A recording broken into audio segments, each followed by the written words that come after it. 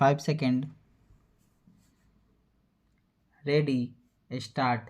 देश में आम चुनाव में अब ज़्यादा वक्त नहीं रह गए हैं। ऐसे में चुनाव आयोग को पूरी तरह तैयार करने की अनिवार्यता को समझा जा सकता है, मगर चुनाव आयुक्तों की नियुक्ति जिस तरह एक औपचारिक रिवायत की तरह पूरी भर कर ली जाती है, उसमें इस संस्था को लेकर कई बार नाहक एक भ्रम पैदा हो जाता है। गौरतलब है कि प्रधानमंत्री की अध्यक्षता में गठित समिति ने 2 नए चुनाव आयुक्तों के नाम तय कर दिए हैं।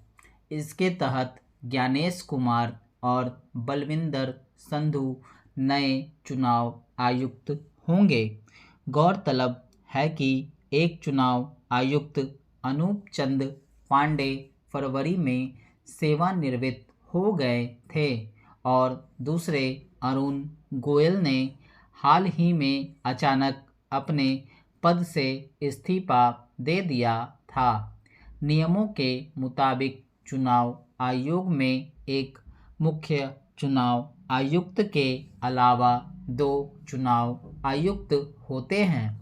कहा जा सकता है कि नए कानून के तहत ये पहली नियुक्तियां होंगी। इससे पहले सरकार की सिफारिश के मुताबिक चुनाव आयुक्तों की नियुक्ति होती थी। लोकतांत्रिक प्रक्रिया को सुचारू रूप से संचालित करने के लिहाज से चुनाव आयुक्तों की नियुक्ति एक जरूरी कदम है, मगर इस क्रम में पिछले कुछ समय से जिस तरह के विवाद उठते रहे हैं, उससे देश की इस सबसे भरोसेमंद मानी जाने वाली संस्था की कार्य प्रणाली को लेकर कुछ आशंकाएं उभरी हैं। इस बार भी 2 चुनाव आयुक्तों की नियुक्ति को लेकर विपक्ष के नेता अधीर रंजन चौधरी ने सवाल उठाए और आरोप लगाया कि सिर्फ एक रात पहले उन्हें 212 नामों की सूची दी गई। फिर इससे संबंधित बैठक शुरू होने के महज 10 मिनट पहले सरकार की ओर से उनके पास 6 नाम भेजे गए। इतने कम समय में सूचीबद्ध किए गए लोगों की ईमानदारी और तजुर्बे की जांच करना असंभव है।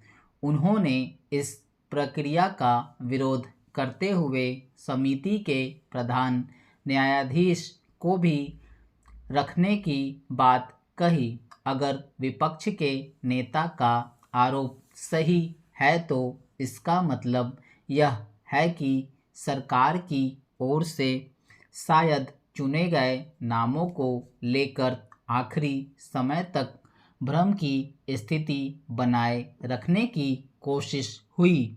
सवाल है कि देश में लोकतंत्र को जमीन पर उतारने का बड़ा दायित्व संभालने वाली जिस संस्था का गठन पूरी तरह पारदर्शी होना चाहिए, उसे लेकर किसी भी स्तर पर पर्दादारी क्यों बरती जाती है। चुनाव आयुक्त की नियुक्ति को लेकर पहले भी सरकार की मंशा पर सवाल उठे हैं। जरूरत इस बात की है कि आयुक्तों के नामों को सूचीबद्ध करने, उनके चयन से लेकर नियुक्ति तक के मामले में समूची प्रक्रिया सरकार पारदर्शी तरीके से पूरी कराए।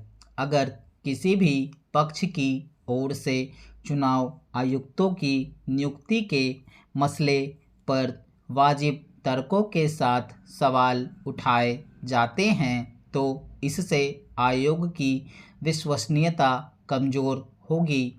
यह भी सुनिश्चित करने की ज़रूरत है कि आम जनता और मतदाताओं के बीच आयोग के सदस्यों के कामकाज को लेकर कोई भ्रम न पैदा हो। यह ध्यान रखने की ज़रूरत है कि चुनाव आयोग की विश्वसनीयता और उसकी कार्यपद्धति पर बहुत कुछ निर्भर करता है, जिससे देश में लोकतांत्रिक प्रक्रिया का जीवन कायम रह सके। अगर सरकार देश में स्वच्छ और स्वतंत्र चुनाव को लेकर प्रतिबद्ध है तो सबसे पहली ज़रूरत इसी बात की है कि चुनाव आयोग के सभी सदस्यों की नियुक्ति को लेकर पूरी तरह ईमानदारी बरती जाए, इसमें लोकतांत्रिक भागीदारी दिखे और इसकी समूची प्रक्रिया पारदर्शी हो। स्टॉप।